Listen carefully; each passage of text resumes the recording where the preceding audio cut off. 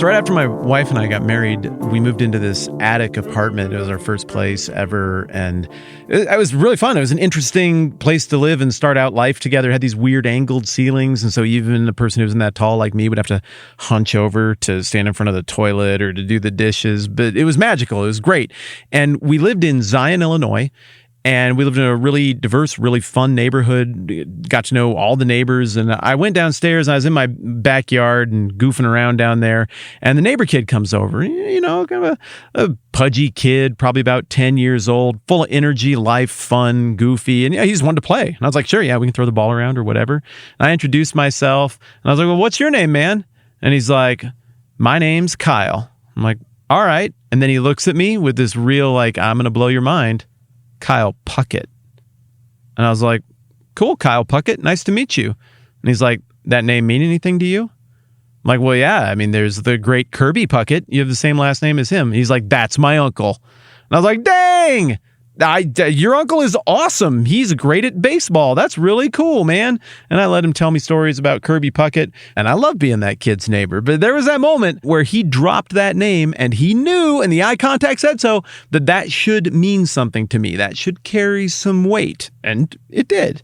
Likewise, when we look at Matthew chapter 14, and this chapter that we're into about the grief that is inflicted on Jesus by the execution of John the Baptist, and how he continues to be dependent on his Father, and how he continues to be compassionate toward others in the meantime, we get to this moment where he's fed the 5,000, and he sends the disciples off in a boat, and he goes up on a mountainside to pray and be with his Father. And then as the evening gives way to night, he looks out, and the boat's a long way from shore, and all of his pals are out there in the boat, and the wind's picked up, and the boat's being buffeted around, and it's out of control.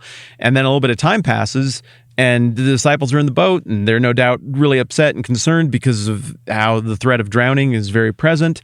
And then Jesus just strolls out to them on the lake, or at least that's how the text holds it out as having happened. It says, Matthew 14:25, during the fourth watch of the night, Jesus went out to them walking on the lake. When the disciples saw him walking on the lake, they were terrified. It's a ghost, they said, and cried out in fear.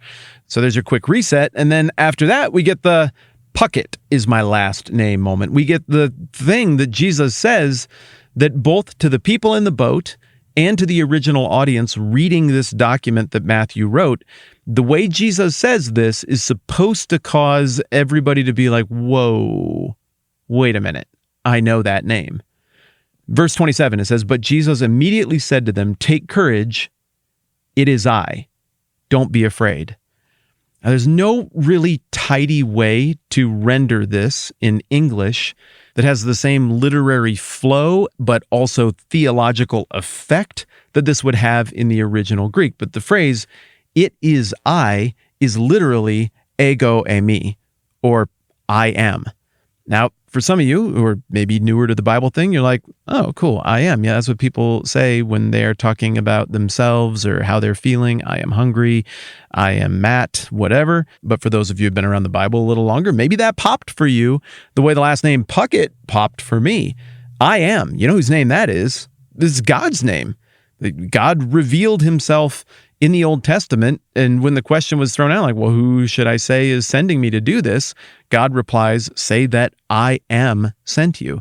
And we've talked about this name of God before in some earlier episodes, but functionally, I am. What a great name for God, the beginning and end, the Alpha and Omega, the maker and sustainer of all things, the one being that created the natural order as we know it, but also functions beyond the natural order, the one being who is qualified to come from outside the natural order into the natural order to redeem things in the natural order. I am. He is being. He is essence. All that is existence as we understand it is contained within the boundaries of the will and authority of that greatest being, a being greater than which no being can be imagined. It's a pretty crazy good name when you actually think about it. And there's a reason that Peter Quill's dad in the Marvel comic books and in Guardians of the Galaxy 2, there's a reason his name is Ego.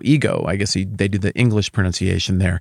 It's an acknowledgement, it's a nod to this name that God chooses for himself, which really is the best name you could possibly conceive of for what God definitionally must be. Now, if we go over to the book of John, What we get are 7 crystal clear I am statements that correspond to things we know about the nature and the role and the work of God that are revealed throughout the course of the Old Testament. And John's structure is very much built around these 7 very bold I am statements of Jesus, which once again would have popped to the original audience the same way the last name Puckett would pop to a baseball fan in the late 1990s. And so if we were to do a quick 1,500 episode jaunt through the Gospel of John, like we're doing through the Gospel of Matthew, I would constantly be pounding on this structure built around the 7 I am statements in the same way that in Matthew, I'm always pounding this, hey, look, it all fits into these 5 big speeches that Jesus gives. You got this one here, and this one here, and this one here.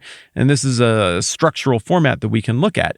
But in Matthew, the I am thing is a little more subtle. The king thing is the greater point of emphasis, evoking the Old Testament motifs and prophecies about the Messiah and the way that God would ultimately step back into the world and redeem and resolve all of these things and bring about the culmination of his redemptive plan. That is not to say, however, that somehow dropping an I am in the middle of Matthew would just say, oh, bye, everybody, and they'd be like, yeah, whatever. No, for sure, everybody hearing this would have known what this claim is.